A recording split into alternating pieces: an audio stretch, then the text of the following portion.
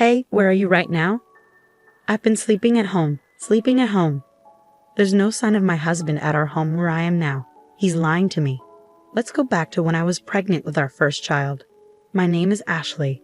I was finally expecting our first child in our second year of marriage. Just 1 month to go until my due date. I'm 9 months pregnant. While I'm excited about the birth, I can easily imagine the confusion of going through childbirth and child rearing for the first time. I had planned to go back to my parents' house this weekend to have them help me out for a while. I mentioned the idea of going back home to my husband during the stable period of my pregnancy, but I thought he had probably forgotten, so I brought it up again today. While I was relaxing and watching TV, my husband casually mentioned, "Heading back to your parents? Oh yeah, you mentioned that. If you're going, just go. I can handle things here just fine without you." I was shocked by his dismissive tone, but I didn't want to argue, so I decided not to argue back. Well, I'll be going back this weekend. Our baby is due next month, and I plan to stay there for a month or two after giving birth. So I'll probably be back in about 3 months. Please make sure the baby's room is clean and ready. Okay. I would have done it anyway. Oh, and I can't see you off this weekend because I have to work. Oh, all right. I had hoped he would at least come with me to the station, but that hope faded fast. I knew he was always busy with work, even on weekends. But I wish he would think about how hard it will be for me, heavily pregnant and with lots of luggage, to manage on the train. I understand he's busy, but I do feel lonely sometimes. I don't want our soon-to-be-born baby to feel lonely either. Plus, I'm worried about whether we can raise our child together like this. When did he become so distant? With these mixed feelings, I started packing. Since I still had time before going to my parents' house, I decided to send most of my luggage through a delivery service. I had already cleaned the house from top to bottom when I started my maternity leave early. They say pregnant women have a nesting instinct. I had set up a crib and prepared a space for the baby, excited to start our new life as a family of 3. When I returned after 2.5 months, I found that my husband was being really messy despite my efforts to clean up before leaving. Maybe I cleaned too early, but still he seemed to have forgotten how to live in a tidy home. He'd leave half-empty drink bottles lying around and ignore the cardboard boxes from his online shopping. I realized that I'd never seen him cook or clean since we got married.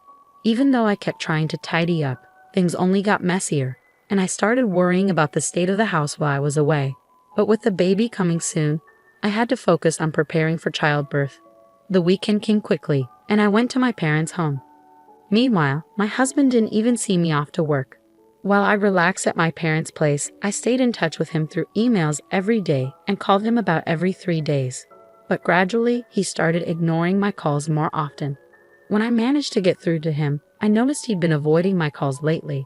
I asked, "You've been hard to reach lately, are you busy?" But his answers were vague, like sort of or not really. Then I asked him nervously, "You're not cheating on me, are you?" I've heard some men do that when their wives are pregnant. He sounded annoyed and denied it, saying, "No, why would I do that?" It's frustrating to be accused. Feeling uneasy, I quickly apologized. Having these worries while carrying our precious baby wasn't good for my mental health. I needed to trust my husband, I decided. A few weeks later, I started having labor pains. As I prepared to go to the hospital, I called my husband. I felt embarrassed to show how much pain I was in, but I really wanted him there when our baby was born. I thought surely he'd be touched by the birth of our child. I'm in labor. It usually takes about half a day for the first baby to arrive, so if you leave now, you should make it in time. I really want you here when the baby is born. You can even cut the umbilical cord. When I asked him to come, my husband sighed in annoyance. "What? You want me to come by train right now?" "Sorry, I'm tired too, I can't. I have work tomorrow." I was shocked. "Are you still talking about work at a time like this? Our baby is being born. Isn't our child more important than work?" He snapped back, "Stop it. My job can't be replaced. This is a once-in-a-lifetime moment, I know. But my work is crucial. If I don't do it, it won't get done. Can't you understand? I have to go. I'm busy." And he hung up. I tried to convince him, but he wouldn't listen. As I sobbed through the pain of labor, I wondered why he was so indifferent to our child's birth. From the moment I found out I was pregnant, my child became my priority. But as a father, he seemed so distant, so I faced childbirth alone. The pain lasted a whole day, and the next day, a beautiful baby boy was born. The baby was so tiny, adorable, and dearly loved. After leaving the hospital, my parents doted on him, teaching me all sorts of things about taking care of him. Within a month, I had gotten pretty good at giving him baths. My parents worried about me though. "Are you sure you're okay with your husband? We can't help but worry about you when we leave." But not wanting to trouble them, I reassured them, saying, "I think I'll manage somehow. My health is improving faster than I thought. I might go back home next week," I told them. "Really, don't overdo it. Let us know if anything happens," they replied. People often say that recovering from childbirth is like recovering from a car accident, but thanks to hormones, I was in good spirits and my body was healing well. I was also getting the hang of taking care of the baby, so I decided to go back home a bit earlier than planned. While I stayed with my parents, my husband hardly reached out, and even when I sent him photos and videos of our son, he didn't seem interested. I figured maybe the feeling of being a parent really kicks in when you're actively involved in raising the baby, and perhaps he wouldn't feel like a father until he spent time with our son. That's what I hoped, at least. It kept me going. I decided to surprise my husband by having my parents drop me off at home. I didn't tell him I was coming, but he should have been home since it was his day off. I wondered how he'd react when he saw our baby for the first time. Would our baby like our home? After a few hours' drive, we got home. I held our son while my parents brought in our luggage, and I unlocked the door. But when we walked in, the house was dark and silent. "We're back a bit earlier than expected, but we're home now." "Huh, no one's here. What's that smell?" As we stepped into the living room, a terrible odor hit us. When we turned on the light, we couldn't believe what we saw. The room was a mess, like a garbage dump. Dirty dishes and half-eaten food cluttered the sink. Clothes and trash were strewn all over. And there was even moldy juice sitting out, stinking up the place. The table was covered in stains and grime. The bathroom was also filthy, with black mold in the shower and sink, and the toilet was dirty and smelly. And worst of all, the crib we had prepared for our son was filled with unused cardboard boxes and trash bags. I had asked them to keep the house clean for our baby, but this was the opposite, and I was shocked. There's no way we can live in such a dirty house, and I'm especially upset about the crib being ruined. Seriously, what's going on here? There was no way we could raise a baby in a place like this. My parents were furious and searched for my husband, checking every room, but he was nowhere to be found. Where could he be on his day off? Was he working another weekend shift?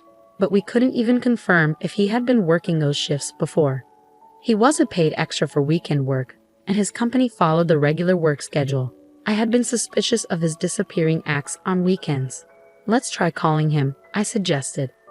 Unable to bear being in the messy room any longer, I ushered my confused parents outside and dialed my husband's number. But he didn't pick up. Finally, after the third attempt, he answered. "Hey, where are you?" I asked. "I'm at home," he replied. "Why?" "Just at home," he repeated. We had searched the entire house, but there was no sign of my husband. Could he possibly be buried under all this trash? But we couldn't sense anyone there, and his voice didn't sound like he had just woken up. Then I heard a woman's voice on the phone. I couldn't make out what she was saying, but it was definitely a woman's voice. That's when it hit me. He's cheating on me. I can't believe he'd do this while neglecting our child. The house was a disaster while we were away, and he was cheating on me. I was furious. A father like him isn't needed for our son. I'm done with a husband like this. If he prefers that other woman, then he can have her. How can you live in such a filthy and foul-smelling house? Oh, I understand. Maybe a burglar broke in. I need to call the police. What? But you're at your parents' house, right? What are you saying? Suddenly, my anger boiled over at my husband's evasiveness, and I raised my voice. You're the one lying about being at home, aren't you? Stop pretending. It's completely unacceptable to let the crib turn into a mess. I'm not returning to this house. We're getting a divorce.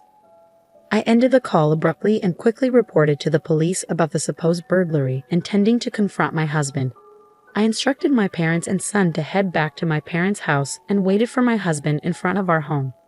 The police arrived before my husband did. I welcomed them into the house as if they were guests, and soon after, I spotted my husband approaching, accompanied by another woman. As my husband came closer, his expression seemed to say, "This is bad." I confronted him, saying, "Hey, you weren't supposed to be back until next month." "But who is she?" The woman next to him glared at me, her arms crossed. "And who are you, for that matter?" she retorted. Despite encountering his mistress, I strangely felt calm. I decided to question the woman. It turned out my husband had been meeting her without revealing he was married. I was so disgusted with him that I didn't know how to react anymore. "Hey, at least let me explain," my husband pleaded, trying to grab my shoulder, but I slapped his hand away, not wanting him to touch me. "Don't touch me. It's disgusting. The police are checking the room right now. I hope you're embarrassed having them see the mess you've made. I'm leaving now. You can explain to the police. Goodbye." Leaving them stunned, I went back to my parents' house, ignoring the numerous calls from my husband.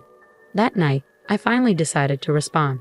It seemed he had explained the situation to the police, and he returned home looking troubled. It must have been embarrassing for him to see the police struggling in the messy room, but he brought it upon himself. After being rejected by the woman he had been deceiving, all that was left for him was shame and a wrecked house. "Please, I'm sorry. Come back. I've been looking forward to seeing our son," he pleaded. If he truly felt sorry, he should have come to my parents' house at least. Thinking he could apologize over the phone, and everything would be fine shows what kind of person he is. I can't imagine a future with him. Even though you never showed any interest before, you suddenly care? You weren't even there when I gave birth, despite me asking you to come several times, I pointed out. "Well, I thought you knew that I would. I'll clean up the room. I can't do household chores without you. I need you," he pleaded. I could imagine my husband growing more desperate and flustered on the other end of the line as I continued to reject him. "No matter how much you beg, it's not happening. You should have stuck with that woman. If you can't handle housework, have her do it for you," I responded firmly. "But that was just a fling. It was a momentary lapse. You're the only one for me, Ashley," he insisted. "A fling? Weren't you seeing her every time you said you had to work overtime?" I countered. "Well, that's a different..." He trailed off, unable to explain himself. I pressed my husband, who was mumbling incoherently, and he confessed that he had been cheating on me with multiple women from his high school that he had reconnected with at a friend's wedding party. He's a scumbag either way. There's no point in talking, I thought to myself as I listened to him desperately apologizing, his voice close to tears. "I can't believe it. You disgust me. Were you planning to touch our son with those hands?" "Unthinkable," I said, feeling a chill run down my spine. I won't do it again. I'll come to pick you up right now.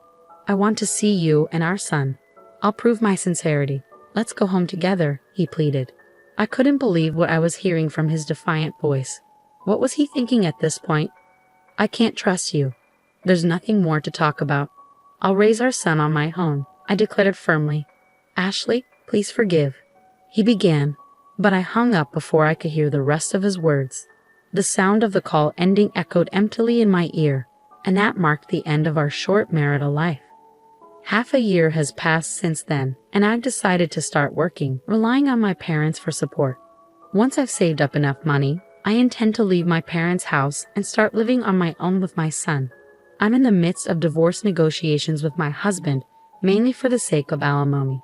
Despite his limited experience living alone, my husband is apparently unable to manage household chores, and most of his meals are from dining out, leaving his house in disarray.